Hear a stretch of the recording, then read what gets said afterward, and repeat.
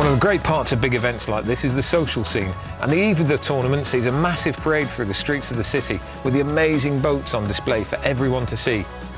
The whole town is taken over by WPC fever as the crowds cheer and the competitors are treated like superstars. The party culminates with the official opening of the tournament and the firing of the historic cannons that once guarded the entrance to the port. So competition day is now upon us, and 102 of the world's finest predator anglers are gathering here in Hellevoetsluis at the marina for the start of day one of the World Predator Classic. As you can see, the weather, you know what, it isn't exactly brilliant. It was really, really windy overnight. The heavens opened. There was a lot of rain. There's been an awful lot of rain over the last month or so, which is affecting also the fishing conditions. But the main thing is, competition will go ahead now. There was a question last night as to exactly what might happen if the wind did get really, really strong, but it's looking good. Everyone's gathering together and they'll be off in about half an hour's time for the kickoff of day one.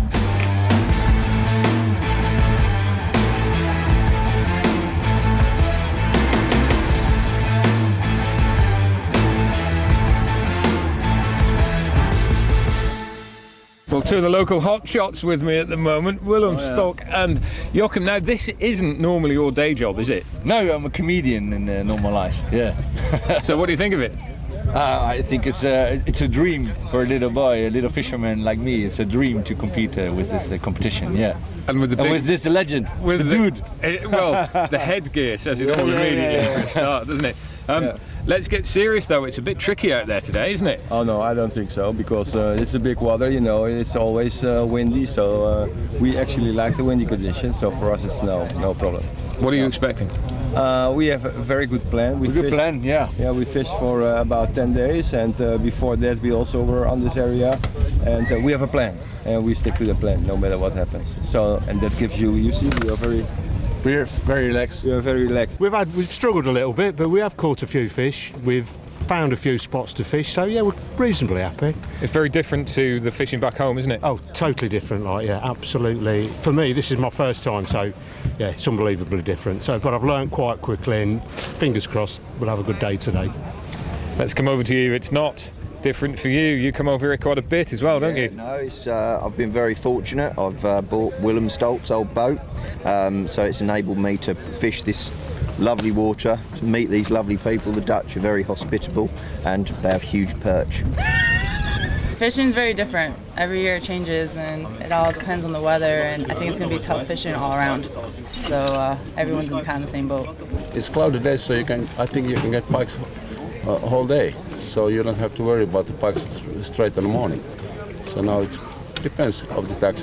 There's lots of wind, so I think the vertical jiggers, they have to go for the pikes first, and they hope that wind goes down. So defending champions, this is it. The game is about to start. Yes, the rain already has started, and it's just looking an absolutely beautiful day, but the wind is better. Yeah, the wind is better. The wind is better at the moment. Yesterday we had white heads, and then it's very difficult, but now it looks okay. So if it stays like this, I hope it. Jeremy, a lot of people in the same area now. Because of the weather, it's been restricted on the size of the areas. Yeah. You've got to be quick off the mark to get to where you want to go. Yeah, and change the plan anyway, because it will be a whole different game now. Because if you are divided in two sections, you only have half the people, and now you have all the people in one section. So your spots can be, you have double chance that your spot is taken already. So you're right, we have to rethink the plan and hurry. But that can be difficult with the waves to drive fast. So we're gonna work hard and make the best of it. The original rules for the WPC were that the lake would be split into two sections, with half of the field fishing in each half for day one and then swapping over for day two. The final day would then see all 50 boats fish across both sections.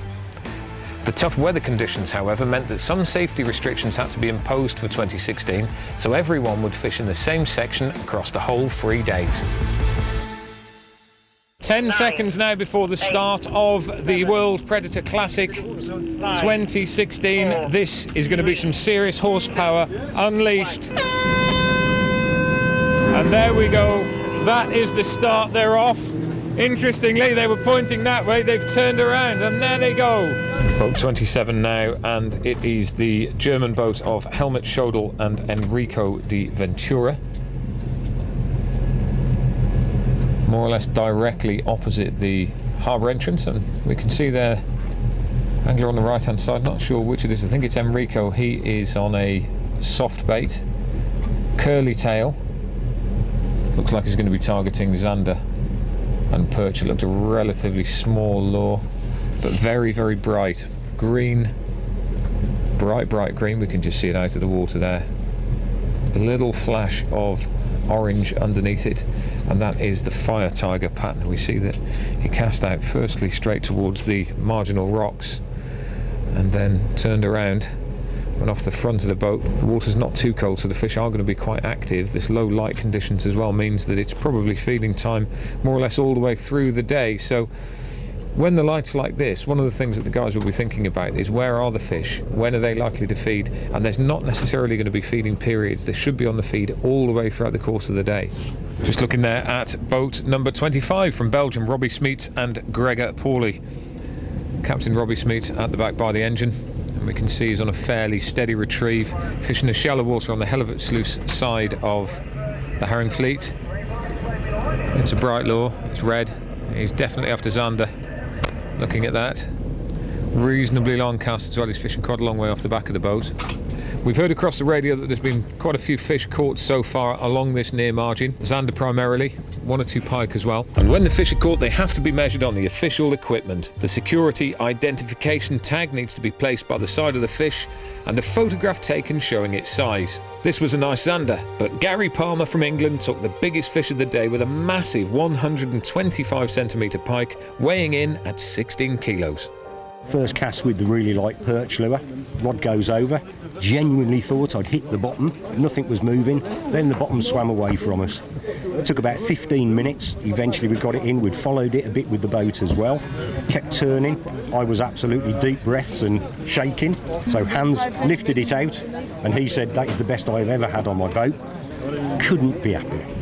At least it stopped raining now. It's a bit better for the guys at the start of that competition. It was absolutely throwing it down with rain, but the skies are brightening a little bit in the distance on the other side of the herring fleet, and it's not a bad day now actually. So we look over now at the Lithuanian boat who have just landed a fish, are just making some photographs now, and every fish that's caught has to go through the same process. The picture is taken, it's recorded on the official World Predator Classic scoreboard, reported back into the main control, and it goes up straight away. We're looking at 2 very different types of fishing on the same boat here, and there's a lot of teams operating this tactic. One at the front, one at the back, and Daniela at the front was operating a rather faster retrieve. She's now changed over to just a very slow retrieve, just jerking a couple of turns on the reel, just bouncing that bait along the bottom. Meanwhile, on the left of the picture as we look, we see Pierre once again fishing very, very slowly. He's almost vertical jigging, just dropping a soft bait down underneath the boat, bouncing it very slowly just off the bottom. It was not so lucky for us because we have to change the plan because of the wind of tomorrow, and we have to search new spots because the spots we found on the training days, they don't work, and so it was not so easy for us. But we have 4 fish that are count, and so it is okay. Team 20 of Benoit and Nancy de Gros from France there, and we can just see that they're not actually fishing at the moment. What they are doing is searching, and they're just passing over some sort of a feature. There'll be some structure underneath them there that they think will be worth an investigate. They've cruised just ever so slowly over the top of it, reversed back, now they'll go forwards.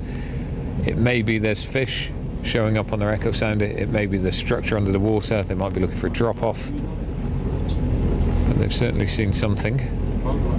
Is it enough to tempt them to stop? Now, just to indicate how quickly the weather changes on big amounts of water like this, just have a look behind me. The wind's now picking up again. There's a big squall coming in behind us. That rain is likely to be here pretty soon, I would think. We may be lucky, it may pass across just behind us. But as we look down the herring fleet at the other end, I'll just have to hang on, we can feel the chop there picking up. As we look down the herring fleet at the other end, It's bright, the weather's slightly calmer, and it's just amazing how quickly the weather changes on these big pieces of water. That's why they have to be so careful when it comes to safety. Attention, 15 seconds till end of boat descent. 15 seconds.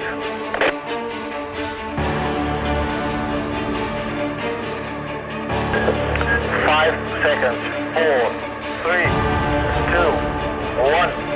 And that's the end of day 1. So Larissa, how was your day? Not good. What was the problem? I think especially with the rules change, and because our plan was to go to the Shimano zone, but then this morning they changed everything up because of the weather. So I think we just had to make a quick decision, and it did pan out. It was hard because first of all it was very windy, and you had to find some spots where you could find clear water, especially for pike fishing. We actually lost 2 pikes. We had 3 Xanders and 2 perch, and 1 perch missing still, and it was not so good. So how was your day? Oh, very hard day. So windy, so rainy, and fish very hard to fishing. We see you move around and try a lot of places. Was this your tactic? Yes, да. It's we don't have a iPilot. We don't use a standard anchor, and we need fast change the places. It's our tactic.